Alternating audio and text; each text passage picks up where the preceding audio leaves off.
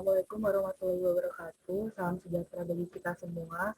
Salam, Om Swastiastu, Namo Buddhaya, dan salam kebajikan. Kami dari kelompok 26 ingin mempresentasikan topik penguatan green economy dan blue economy dalam meningkatkan perekonomian Indonesia. Sebelumnya, anggota kami terdiri atas Alis, Audrey, Bianca, saya sendiri, Irfani, dan Trina. Topik ini dilatar belakangi untuk pemulihan dan perkembangan ekonomi Indonesia pasca COVID-19. Maka dilakukan pendekatan baru dan mencari sumber pertumbuhan ekonomi baru yang lebih eksklusif dan berkelanjutan. Salah satu solusinya yaitu dengan menerapkan konsep green economy dan blue economy untuk menstabilkan ekonomi Indonesia. Program pertumbuhan ekonomi hijau Green Growth Program bertujuan untuk mendukung Indonesia dalam mewujudkan pertumbuhan ekonomi hijau yang dapat mengurangi kemiskinan serta memastikan inklusi sosial, kelestarian lingkungan, dan efisiensi sumber daya. Sementara itu, blue economy berfokus pada perkembangan kelestarian, keanekaragaman hayati laut, dan ekosistem laut dan pesisir, serta mata pencaharian yang berkelanjutan, utamanya bagi masyarakat pesisir.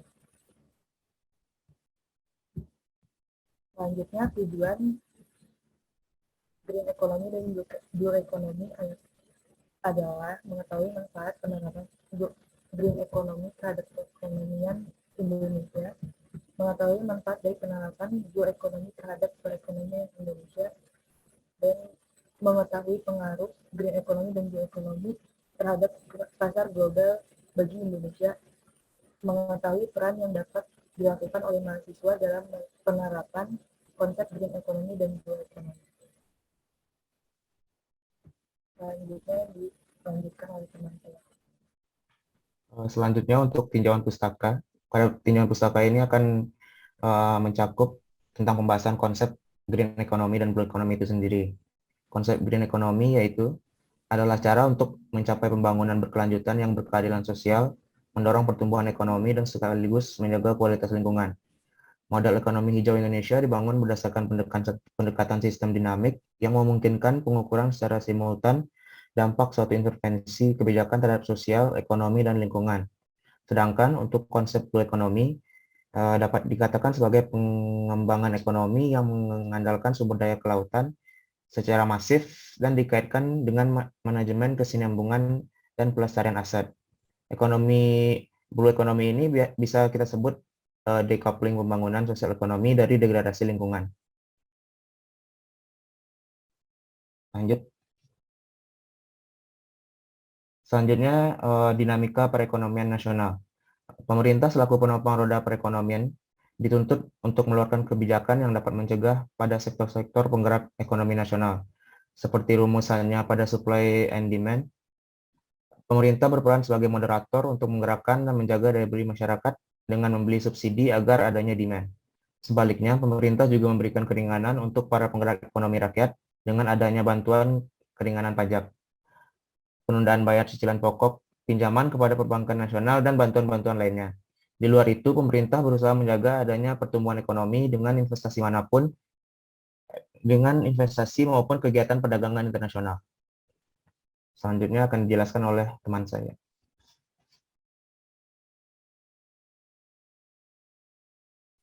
Lanjut ke bagian metode riset, desain penelitian. Penelitian kami akan menggunakan metode studi literatur dan penelitian deskriptif analitik berupa hasil survei yang didapatkan di masyarakat, terutama bagi para mahasiswa. Analisis dalam studi literatur akan berfokus kepada pengaruh dari diberlakukannya konsep dari green economy dan blue economy yang dapat meningkatkan dinamika perekonomian nasional. Analisis dari hasil survei akan melihat tingkat kepahaman dari masyarakat, terutama mahasiswa mengenai konsep green economy dan blue economy, dan bagaimana mahasiswa dapat menjalankan peran dalam mendukung pemerintah dalam menerapkan konsep green economy dan blue economy demi perekonomian Indonesia yang lebih maju. Nah, kemudian ada tahapan penelitian dimulai dari yang pertama menentukan rumusan masalah, melakukan studi literasi, Dilanjutkan dengan pembuatan kuesioner, pengambilan sampel dan pengumpulan data, pengolahan data, dan yang terakhir analisis data. Jadi pada pekan lalu, kelompok kami membuatkan G-form yang isinya berupa kuesioner mengenai green economy dan blue economy. Lalu survei ini disebarluaskan pada pada bulan kisaran Maret sampai Lebaran. Jadi menurut hasil survei itu sebanyak 72,1% tidak mengenal konsep green economy dan juga blue economy sebanyak 79,1%.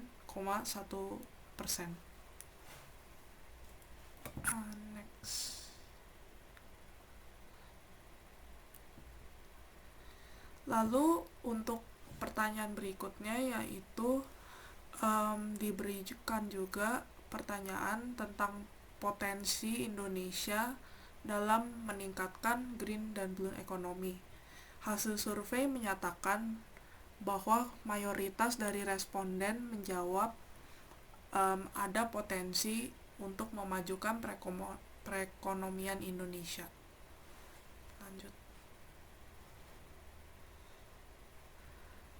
Ya, lalu juga ditanyakan pada form G-form itu lalu menghasilkan hasil responden dengan sebagai berikut. Mayoritas mengambil nilai di tengah-tengah yaitu angka 4. Sebagian mahasiswa cukup yakin bahwa Indonesia itu punya potensi dalam menerapkan konsep green economy dan blue economy dalam persaingan secara global. Karena tentunya Indonesia itu memiliki sumber daya alam yang sangat kaya, laut yang banyak,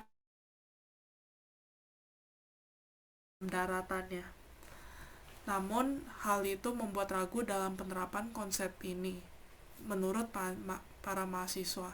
Karena secara global, teknologi yang dikembangkan oleh Indonesia itu masih belum cukup bersaing dengan negara-negara maju.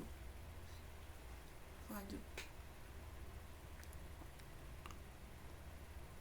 Untuk selanjutnya, kami menanyakan pertanyaan tentang kesiapan para mahasiswa untuk menerapkan konsep green economy dan blue economy. Sebanyak 83,7% dari mahasiswa menyatakan bahwa mereka siap untuk melakukan peran mahasiswa dalam menerapkan konsep green economy dan blue economy untuk meningkatkan perekonomian Indonesia. Next. Untuk peran mahasiswanya sendiri itu ada beberapa hal, yaitu yang pertama, menjadi sumber daya manusia yang berkualitas, yang kedua, membuat literasi keilmuan pembangunan keberlanjutan dalam bidang lingkungan, yang ketiga, membuat produk yang memanfaatkan sumber daya alam, yang keempat, membuat karya untuk percerdasan mengenai potensi sumber daya alam di Indonesia, yang kelima, mengolah limbah menjadi bahan konsumsi yang bermanfaat, dan yang keenam adalah menjadi agent of change. Sekian presentasi dari kelompok kami. Semoga apa yang kami presentasikan dapat memenuhi nilai mata kuliah KWN dan menjadi manfaat dan menambah wawasan bagi kami sendiri dan para pendengar. Terima kasih.